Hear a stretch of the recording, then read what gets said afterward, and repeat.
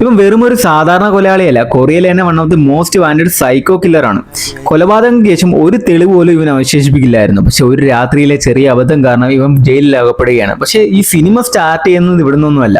ഇവൻ കൊന്നു കളഞ്ഞ ഒരു പോലീസുകാരന്റെ മകൾ 15 വർഷം കാത്തിരുന്നിട്ട് ചെയ്യുന്ന ഒരു റിവഞ്ച് സ്റ്റോറിയാണിത്. മൂവി ഏതെന്നറിയാൻ വേണ്ടി ഈ വീഡിയോ ഇപ്പൊ തന്നെ സേവ് ചെയ്തിട്ടുള്ളൂ, ഞാൻ പറഞ്ഞുതരാം.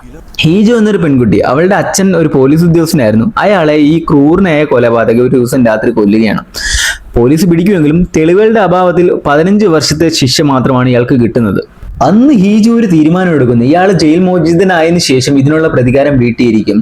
15 വർഷങ്ങൾക്ക് ശേഷം ഇയാൾ ജയിലിൽ നിന്ന് ഇറങ്ങുകയും അതേ മോഡലിലുള്ള കൊലപാതകങ്ങൾ ആവർത്തിക്കുകയും ചെയ്യുമ്പോൾ പോലീസ് ഇയാളോട് തമ്മിലുള്ള ഫൈറ്റ് അവിടെ നടക്കുകയാണ്. അതിനിടയിൽ ഹീജു അവളുടെ മാസ്റ്റർ പ്ലാൻ പ്രയോഗിക്കുന്നു.